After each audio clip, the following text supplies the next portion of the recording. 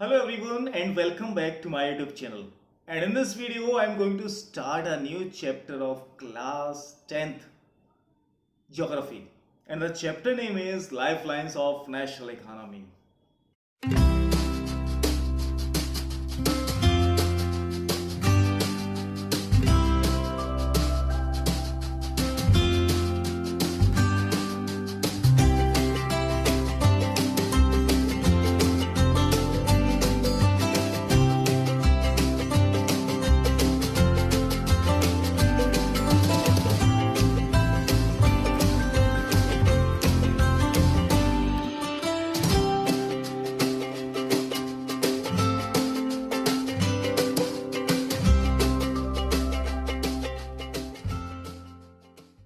Lifelines of national economy.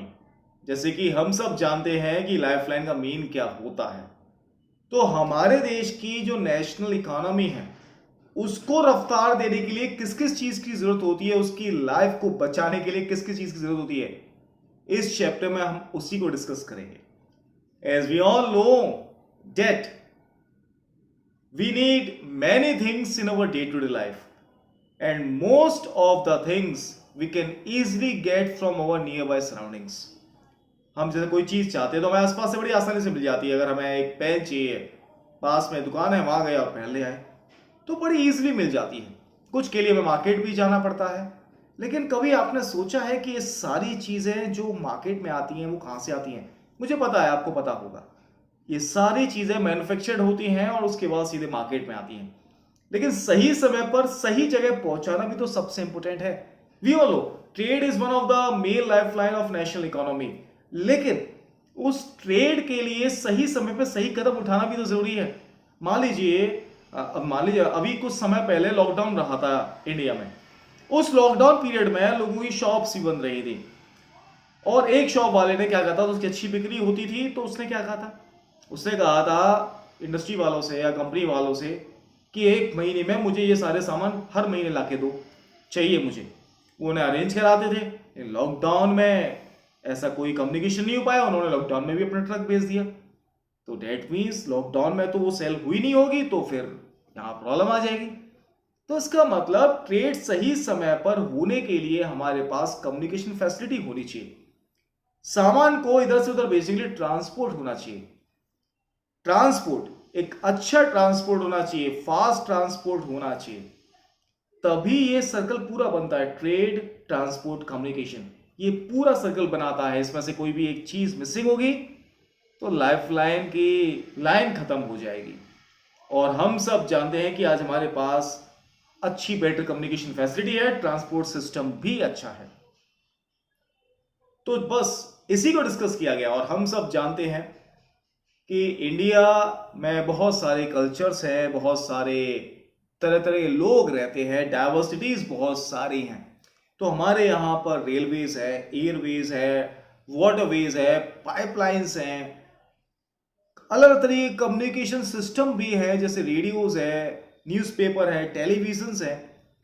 तो ये सारे मिलकर हमारे देश की लाइफलाइन को बनाते हैं। तो इसे हम इस चैप्टर में वन बाय वन डिस्कस करने वाले हैं। तो सबसे पहले हम शुरुआत करते हैं वो ट्रांसपोर्ट सिस्टम जो लगभग हर इंडियन ने देखा है, रोडवेज। रोडवेज हम सब जानते हैं क्या होता है। रोडवेज जो रोड पर गाड़ियां चलती हैं, सामान से उधर से आता है, वो सब रोड से जो होता है वो सब रोडवेज ही तो कहलाता है। अगर वो रेलवे लाइन से होगा, रेल के द्वारा हुआ तो उसे रेलवेज कहते हैं, पानी के द्वारा हुआ तो वाटरवेज कहेंगे, हवा के द्वारा हुआ तो एयरवेज कहेंगे। तो चलिए रोडवेज की बात करते हैं। तो इस टॉपिक में मैं आपको थोड़ा फायदा बताऊंगा कि रोडवेज का क्या फायदा होता है रेलवेज के ऊपर। हाँ, railways good means of transporting, उसके कुछ नुकसान भी हैं। उस नुकसान के ऊपर फायदा क्या है रोडवेज का, अभी मैं आपको बताने वाला हूं। सबसे पहली चीज, कंस्ट्रक्शन कॉस्ट काफी कम होता है रेलवेज का।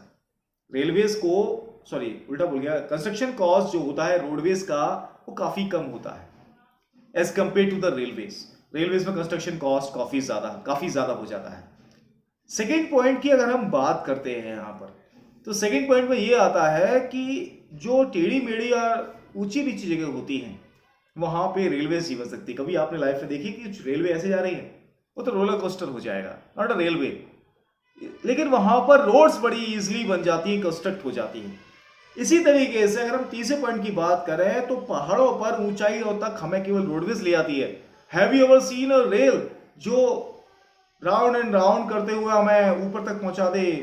हाँ, ऊपर तक पहुंचा सकती है, बात अलग है, but not on the top of the mountain there. तो ये इसका तीसरा फायदा है। चौथा फायदा, अगर मान लीजिए मुझे कोई सामान मंगवाना है, मेरी कोई फैक्ट्री चलती है, for that I need much of the raw material there, तो मैंने ऑर्डर किया। तो पहले अगर रेलवे से मंगवा रहा हूं तो क्या सिस्टम होगा? पहले वो जो पर्सन जिसके पास रॉ मटेरियल है वो ट्रक पर रखवाएगा, ट्रक रेलवे तक जाएगा, रेलवे फिर चढ़ाया जाएगा, स्टेशन पे आएगा जहां पे मैंने मंगवाया, वहां से फिर ट्रक पे रखा जाएगा और फिर मेरे पास आएगा। That means loading and unloading charges भी बहुत हो जाएंगे मेरे पास। लोडिंग अनलोडिंग, चढ़ाने उतारने के चार्जेस भी बहुत होंगे। और ये बचा लेता है रोडवेज। वो हमें डोर टू डोर सर्विस देता है, अंदर तक छोड़ के आएगा हमें। इसके बाद हम बात करते हैं इसका नेक्स्ट एडवांटेज क्या है। अगर कम लोग हैं, कम सामान है, तो ज्यादा से ज्यादा लोग प्रिफर करते हैं रोडवेज का। आप देख सकते हैं अपने लोकेलिटीज में, आपको ये क्लियर पता चल जाएगा कि कम समय, कम दूरी पर जाना है, कम सामान है, कम पीपल है, तो रोडवेज को ज्यादा प्रिफर करते हैं। और सबसे लास्ट पॉइंट, रेलवेज यहां है, एयरपोर्ट यहां है, आपके घर यहां है, इन सबको कनेक्ट कौन कर रहा है? तो सीधा सीधा आपके पास आंसर होगा रोडवेज। तो ये सारे फायदे हैं रोडवेज के। अब चलिए इसके बाद हम थोड़ा डिस्कस करते हैं कि what are the different types of roadways in India. तो सबसे पहली रोडवेज जो हम डिस्कस करने वाले हैं वो है गोल्डन क्वाड्रिलेटरल्स। गोल्डन क्वाड्रिलेटरल्स, आखिर से क्वाड्रिलेटरल क्यों कहा गया मैं आपको वो समझा देता हूं। तो ये जो रोड है, ये जो हाईवे है या एक्सप्रेस हाईवे, कुछ भी हाईवे है, तो शुरुआत जो होती है वो क्वाड्रिलेटरल फॉर्म में है इसकी पूरी। इसके दिल्ली से मुंबई, मुंबई से चेन्नई और चेन्नई से Kolkata and back to Delhi. तो इस तरीके से पूरा एक क्वाड्रिलेटरल बना लेता है। क्वाड्रिलेटरल आपने मैथ पढ़ा होगा, 4 साइडेड फिगर होता है। ये 8 लेन हाईवे होने वाला है, पहले 6 लेन था, अब 8 लेन होने जा रहा है ये। और इसकी एक खासियत है, ये बड़े बड़े शहरों को कनेक्ट करता है और उनके बीच के टाइम डिफरेंस को कम कर रहा है, एक अच्छी सुविधा दे रहा है ये जो आपका गोल्डन क्वाड्रिलेटरल है, इसके 2 कॉरिडोर्स और हैं, कॉरिडोर्स जो north to south and west to east connect करते हैं इंडिया को। नॉर्थ में है कश्मीर से कन्याकुमारी तक, और यहां पर पोरबंदर गुजरात से सिलचर आसाम तक कनेक्ट करते हैं। ये 2 कॉरिडोर्स और है इस गोल्डन क्वाड्रिलेटरल के। इसको कंस्ट्रक्ट करने की, मेंटेन करने की जिम्मेदारी जो होती है वो NHAI की होती है, national highway authority of India. और हमारे देश में एक रोड थी पहले, वो नेशनल हाईवे में आती हैं। तो गोल्डन क्वाड्रिलेटरल जो होती हैं वो बस क्या है, वो एक अच्छी कंस्ट्रक्टेड रोड होती है और जो मेन मोटिव होता है कि उनके बीच, शहरों के बीच का डिफरेंस कम करना। ऐसा ही काम करने के लिए एक और रोड आती है, नेशनल हाईवेज। आपने NH का सुना होगा, NH1, NH2, NH3, NH4 काफी सुना होगा। ये रोड पूरे देश में फैली हुई है, north to south, west to, हर डायरेक्शन में है ये। इससे कंस्ट्रक्ट करने की और मेंटेन करने की जिम्मेदारी जो होती है वो CPWD की होती है। CPWD, central public work department. और ये जो डिपार्टमेंट है इसे चेक करता है, साथ के साथ हमारे देश में नेशनल हाईवेज बहुत सारे। उससे बड़ी बात, एक पहले हिस्टोरिकल रोड हुआ करती थी शेर शाह सूरी, जिसने GT रोड का कंस्ट्रक्शन करवाया था, ग्रांड ट्रंक रोड। तो आज उस पे NH1 बनाया गया है जो दिल्ली से अमृतसर तक का है, वो NH1 कहलाता है। इसके बाद हमारी जो नेक्स्ट रोड आती है वो है district road. Sorry, district road से पहले स्टेट रोड आती है।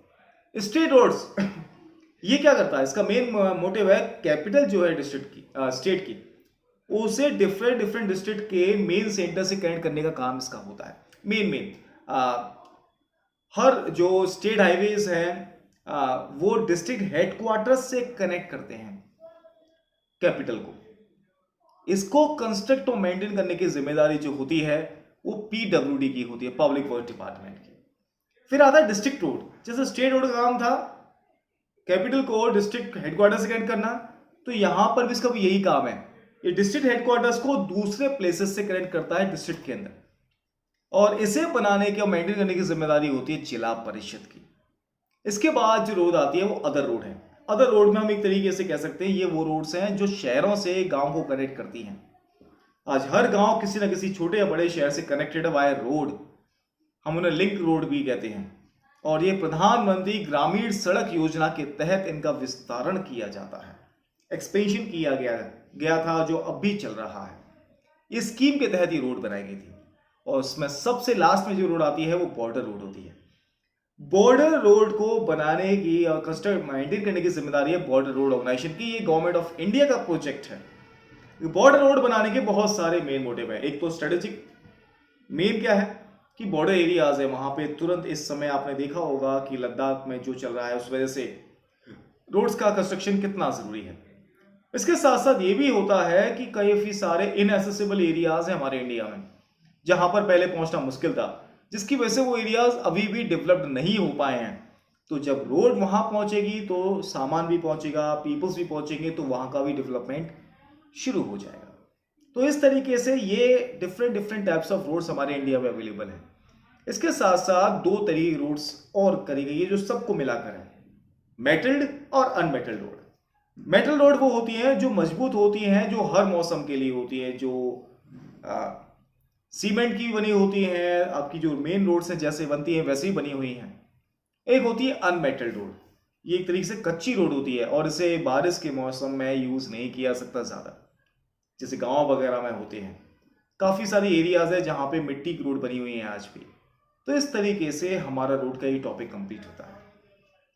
नेक्स्ट वीडियो में हम ये चेक करेंगे कि रेलवेज के क्या क्या फायदे हैं, रेलवेज के लिए क्या क्या लॉस हो रहा है, और रेलवेज कहां कहां कंस्ट्रक्शन करती है।